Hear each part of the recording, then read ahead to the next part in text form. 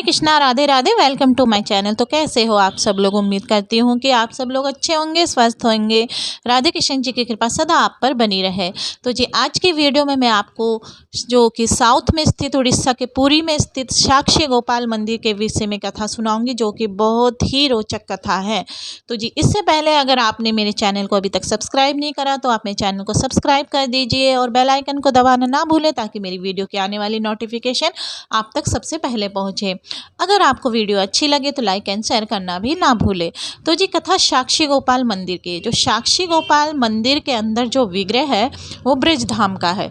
तो जी कहाँ पर साउथ और कहाँ पर ब्रज धाम, तो इसके विषय में कथा बहुत ही रोचक है। तो मैं आपको इसकी कथा सुनाती हूँ। चलो तो जी वहीं पर साउथ पर ही एक बुजुर्ग व्यक्ति रहते थे, जिनके मन में एक दिन आशा उत्पन्न हुई कि वो वृंदावन धाम के दर्शन करके आए, जमुना किनारे और जमुना मैया के दर्शन करे, क्योंकि उसने वृंदावन धाम के बारे में बहुत कुछ सुन रखा था। परंतु उसके जो बेटा थे जो उसके बहुत ही कामकाज में व्यस्त रहते थे, उनके पास समय नहीं रहता था अपने पिताजी के लिए। तो उसने अपने बेटे से ना ही कहा, तो ना ही कहना उसने अच्छा समझा। तो रात को वो सोते सोते सोचता है कि मैं कैसे जाऊं वृंदावन धाम, कौन मुझको लेकर जाएगा। अचानक उसके मन में ख्याल आता है कि उसके गांव में ही एक नौजवान व्यक्ति रहता था, परंतु वो बहुत ही निर्धन था। तो उसने सोचा कि मैं उससे कहता हूँ, वो चल देगा मेरे साथ।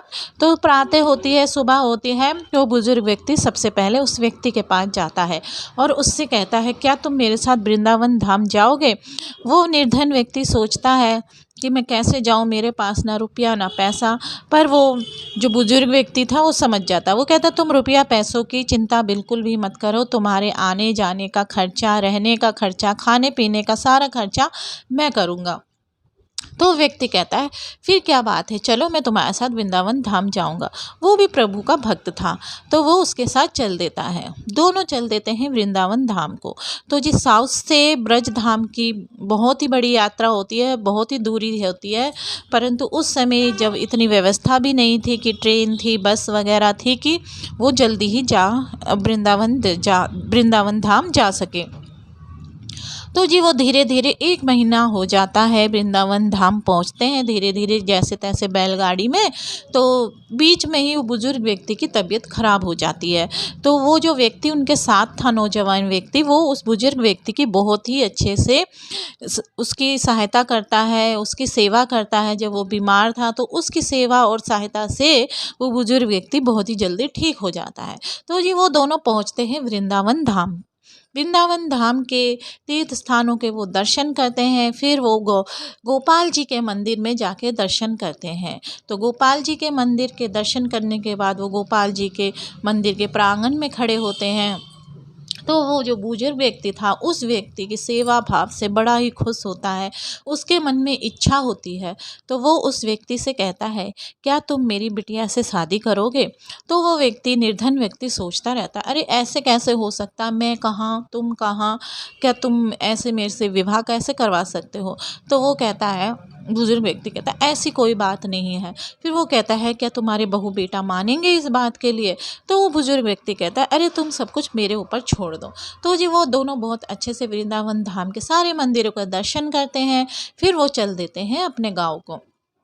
जैसे ही वो वहाँ पर पहुँचते हैं तो बुजुर्ग व्यक्ति डरते डरते अपने बहू बेटा से विवाह के विषय में बात करता है। तो उसके बहू बेटा सुनकर बहुत ही आग बबूला हो जाते हैं और क्रोधित हो जाते हैं और कहते कि उस निर्धन व्यक्ति से तुमने अपनी बिटिया का विवाह करना कैसे सोचा? हम अपनी बहन को वहाँ पर नहीं विवाह कर सकते हैं। तो जी इतनी बात होती है। वो निर्धन व्यक्ति फिर एक दिन आता है, बहुत दिन बीत जाते हैं, तो वो उसके घर आता है कि उसने सोचा था कि इस व्यक्ति ने मुझसे कहा था कि वो अपनी बिटिया का विवाह मुझसे करवाएगा। तो वो चल देता है, उसके घर पहुंचता है तो उस बुजुर्ग व्यक्ति से पूछता है कि तुमने मुझसे वादा किया था कि तुम जब गाँव पहुँच जाओगे तो अपनी बिटिया का विवाह मुझसे कराओगे।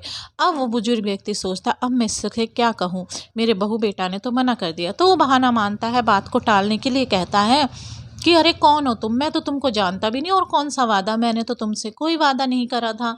तो वो व्यक्ति सुनकर एकदम ही चौंक जाता है, ये व्यक्ति ऐसे कैसे मुझसे बात कर रहा है। तो उन दोनों की बातें सुन के उनके बहू बेटा भी आकर खड़े हो जाते हैं। उनकी बहुएं भी उसको खरी खोटी सुनाते हैं। बेटा कहते हैं, अरे तूने सपने में भी कैसे सोचा कि हम अपनी बहन का विवाह तुझसे करवाएंगे। तो जी फिर क्या था, उस व्यक्ति का तो क्रोध आ जाता है। फिर वो कहता है कि विवाह का मुझे इतनी लालसा नहीं है। बात इस बात की है, तुमने सबके सामने मुझे झूठा ठहराया है, अब तो विवाह होकर ही रहेगा। तो जी वो व्यक्ति अगले दिन गांव में पंचायत बिठाता है। तो पंचायत में सबको उपस्थित होना पड़ता है। तो पंचायत में व्यक्ति कहते हैं कि क्या जब तुम दोनों के बीच में ये बात हो रही थी तो कोई और तीसरा भी वहाँ पे उपस्थित था जिन्होंने तुम्हारी बात सुनी थी। बुजुर्ग व्यक्ति कहता नहीं, तीसरा तो कोई भी वहाँ पे उपस्थित नहीं था, हम दोनों के बीच में ये बात हुई थी। परंतु वह व्यक्ति कहता है नहीं, हम दोनों के अलावा वहाँ पर और भी कोई व्यक्ति था, मैं था, ये इंसान थे और हमारे गोपाल जी थे। तो उन्होंने कहा गोपाल जी कैसे तुम्हारी बात के साक्षी रख सकते हैं, कैसे वो तुम्हारे बात के सबके सामने वो कह सकते हैं। तो जी वो व्यक्ति प्रभु पे विश्वास रखता था। तो उसने कहा कि मैं गोपाल जी को यहाँ पर लेकर आऊँगा। तो वो पंचायत कहती, क्या गोपाल जी यहाँ आएंगे, तुम्हारी बात का मान रखेंगे? तो वो कहता, मैं वृंदावन धाम जाऊँगा और गोपाल जी को यहाँ लेकर आऊँगा। तो सब असमंजस में पड़ जाते हैं, सोचते कि ये तो पगला ही हो गया है।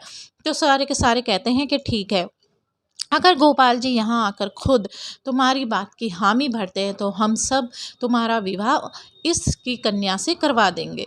तो जी इतनी बात थी, वो वृंदावन धाम को निकल जाता है।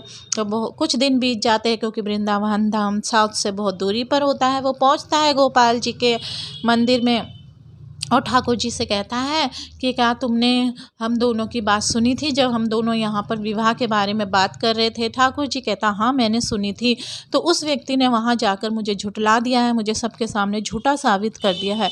क्या तुम मेरे लिए वहाँ पर जाकर गवाह दोगे? क्या तुम मेरी बात के साक्षी बनोगे? तो गोपाल जी कहते हैं, अरे ऐसा कैसा हो सकता है, मैं तो मूर्ति हूँ, मैं तो कहीं जा भी नहीं सकता। तो व्यक्ति कहता है, आप बोल तो रहे हो मेरे साथ, आप बोलते तो हो, अगर आप बोल सकते हो तो आप मेरे साथ चल भी सकते हो। ठाकुर जी मन ही मन मुस्कुराते हैं और फिर कहते हैं, ठीक है मैं चलता हूँ तुम्हारे साथ।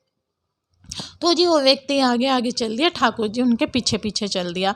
तो वो व्यक्ति कहता है कि ठाकुर जी पीछे पीछे क्यों चल रहे, मैं पीछे मुड़कर एक बार देखता हूँ कि वो आ रहे हैं कि नहीं आ रहे, क्योंकि ये तो बहुत बड़े छलिया है और नटखट है, क्या पता कहीं यहीं से अंतर्धान हो जाए। तो वो पीछे मुड़ के देखता तो एकदम ठाकुर जी कहता है, ऐसा है तुम आगे आगे चलो, मैं तुम्हारे पीछे पीछे चलूँगा, परंतु तुम पीछे मुड़कर अब मत देखना, अगर तुमने पीछे मुड़कर देखा तो मैं वहीं के वहीं स्थापित हो जाऊँगा, फिर मैं तुम्हारे साथ नहीं चल सकूँगा।